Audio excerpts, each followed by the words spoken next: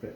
Hi, this is Dr. Khan, Executive Plastic Surgery, Michigan. So I've just taken care of a nice lady out of state, 47 years of age, with history of breast cancer on the left side, picked up on a self-monthly breast exam.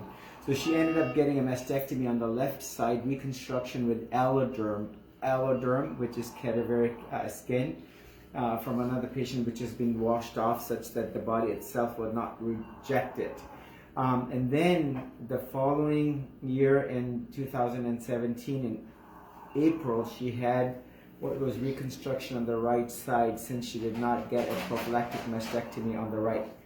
So as you will see on the right side, she has the implant relatively small because she has her own native breast tissue. I removed the mass at the lower part that was not looking healthy, and as you will see right here, and she has scarring, and part of this is the scarpus fascia, but you can see the scar tissue. So I'm going to send this along with the capsule. So I'm very happy and content with how the whole dissection went. You can see the teardrop shape appearance of the implant. And so what I'm going to do is I'm going to go ahead and cut this capsule out, and we will see what it's going to show. This is from 2017, April 2017. Now, as you can see, just like many of the patients have said, they have had like a double hit, meaning they had, so I'm able to pull this, and then I'm going to go dissect right into this implant from 2017, done en bloc, the gold standard. So you can see how thin, small the capsule is. So which we have seen many times. Now, one thing I want to notice here is this is, cut this open here. So this is a capsule. Some areas so thin, some areas thick, and you can see, look at this fluid that's around. So if I go like this, remember this is not enough to send to cytology. But if I go like this, this is your gel bleed, and look at this slipperiness that's present. And one thing I want to show here is you can see some areas of clear.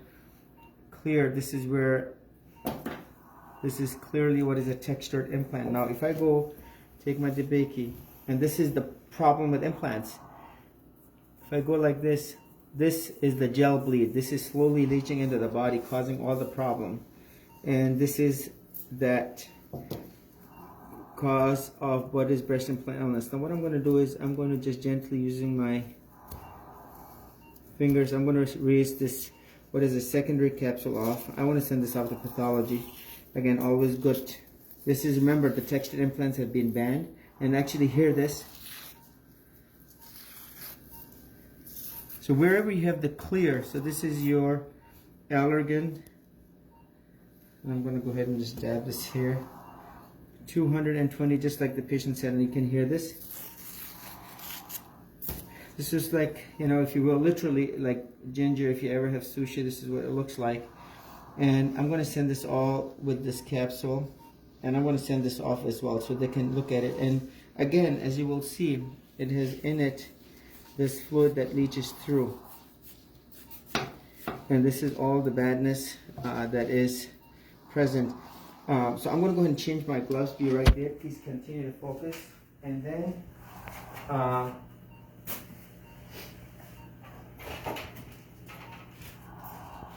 you have the other side, which is the mastectomy side. You have a big flat of tissue that has to go. She had what was a nipple sparing mastectomy, where they left the nipple and the breast tissue behind. So from an oncologic perspective, she certainly could still potentially have gotten breast cancer. And so as you will see here, this is, I wanted to go ahead and get not only the nipple areola, but the area above and inferior, because she's had a history. And if I turn this around, I don't want to leave this behind. So that's why I incorporated this much further up. And so as you will see, I tagged this with a stitch to orient. This is the left mastectomy scar. And as you will see, this is her native breast tissue. And if I go like this, we will make sure we will write history of breast cancer. And again, mass on the left side Again, you can see the scar type of tissue that's present that I did not like, so I removed anything even remotely suspicious. So as you will see right here, this is the AlloDerm, which is the cadaveric skin, and you will see on the inside there was this coat indentation that was present. So what I'm going to do is just like what I've done before, I'm going to actually pinch on this right here, and actually let me go to an area that's not, that I'm going to be able to go in without potentially hurting the implant. So here I am, and I go in. AlloDerm and Bloc, the gold standard. Remember, these textured implants have been banned. So as I go in, small amount of fluid around the implant, you can see the shininess. And again, what you see here is the same pattern, 1, 2, 3. This is how the manufacturer. Area wherever you have clear, that secondary capsule has not formed. So I'm going to do next is just like I've done. Look at all of this tissue. This is that. If I just go around, this is that gel bleed that's slowly leaching despite what isn't intact. Let me go ahead and show you right here. This is, this is the roller. Let me go over here. You can see how thin this is. You can read the numbers, right? So no matter how thin the capsule is, it has to go. And as soon as you go in, you will see the imprints, right? And you will see, look at the consistency here. This is the cadaveric skin. You can actually see the hair follicles within the AlloDerm. This is again used to be another patient's skin. And so this is very routinely used. This was a one-step reconstruction. She didn't have tissue expanders. This was above the muscle. So you can see complete removal en bloc fashion. And what I want to do again here is I'm going to use my instrument right here. And like I have done before, I'm just going to go in. This is an intact implant. And actually you're going to use these scissors. Remember, this is blunt. And I'm going to be able to go in with the pointer up. And then I will, you can actually hear it. So as I pull this open. Implants are not safe, be it textured, saline, or silicone. The textured implants have been banned, so it's clearly stated that textured implants, the inflammation is certainly much worse. But the BIALCL is also associated with not only silicone smooth, but saline implants too. So you can see how tightly adherent this is. And this was the whole intended purpose, so that implant doesn't move around. I'll go ahead and stick this there. Look at this.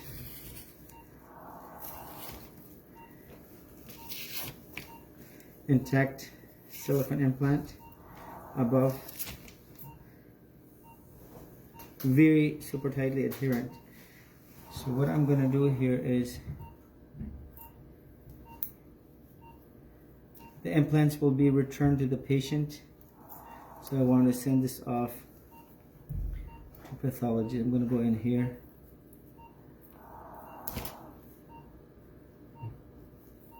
Remember, this is like super glued to the textured nature of that implant. So what I'm going to do is